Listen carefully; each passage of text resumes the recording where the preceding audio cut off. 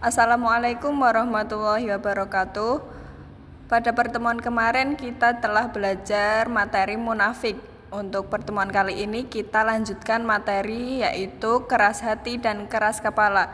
Nah, kalian ada yang tahu nggak keras hati itu apa?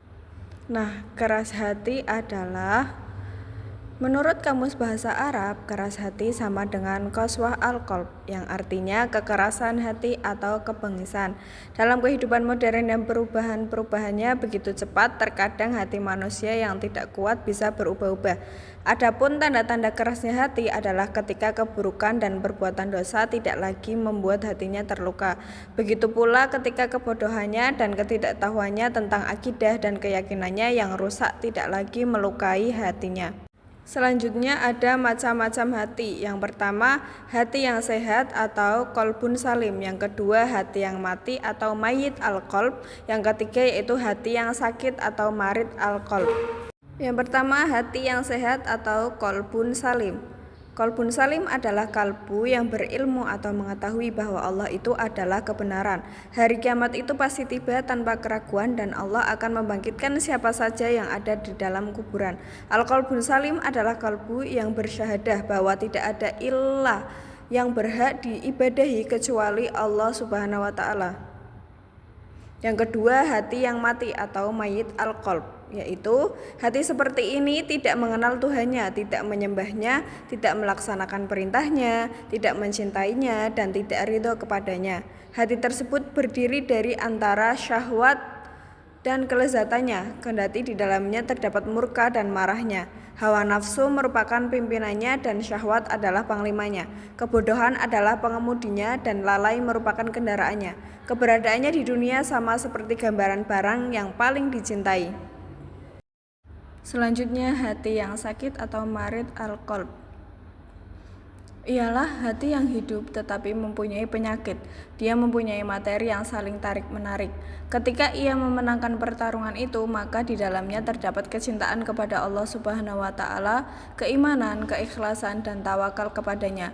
Di dalamnya juga terdapat kecintaan kepada nafsu, keinginan dan usaha untuk mendapatkannya, rasa dengki, takabur, bangga diri, kecintaan berkuasa, itulah materi yang dapat membinasakannya.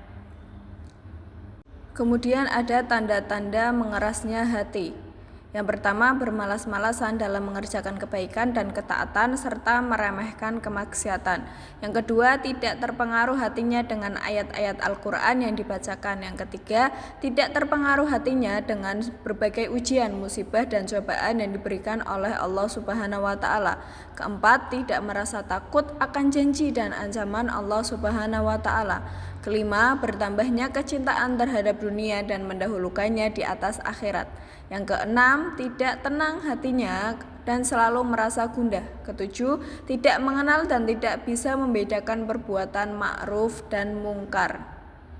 Selanjutnya ada sebab-sebab mengerasnya hati. Yang pertama, kemusyrikan, kekufuran, dan kemunafikan. Yang kedua, melanggar perjanjian yang dibuat kepada Allah Subhanahu wa taala.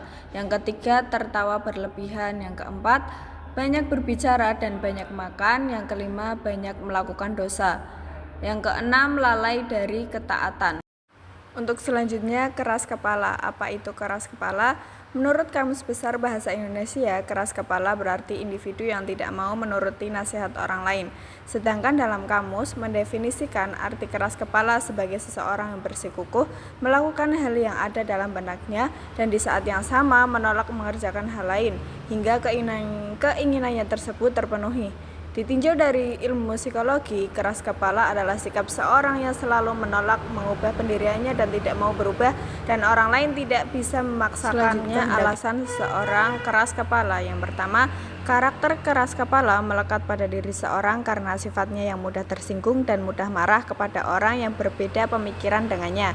Kedua, seseorang yang keras kepala salah satu sebabnya karena ada keinginan tujuan tertentu. Dia menginginkan reward jika dia patuh pada aturan. Dengan demikian, kompensasi dia keras kepala karena ingin dia dikatakan eksis dan dibutuhkan. Yang ketiga, orang yang keras kepala kepada pihak tertentu kemungkinan besar sebagai bentuk balas dendam, sebagai bentuk pasif agresif. Selanjutnya, ciri-ciri orang keras kepala. Yang pertama, memiliki ide atau rencana yang harus diwujudkan, sekalipun ide atau rencana tersebut salah. Yang kedua, bersikeras melakukan sesuatu hal meskipun orang lain tidak ingin melakukannya. Yang ketiga, jika ada ide orang lain yang berbeda, dia menuduh ide itu buruk dan tidak berhasil. Sekian pembelajaran pada pertemuan kali ini, semoga bermanfaat. Mohon maaf apabila ada kesalahan. Terima kasih. Wassalamualaikum warahmatullahi wabarakatuh.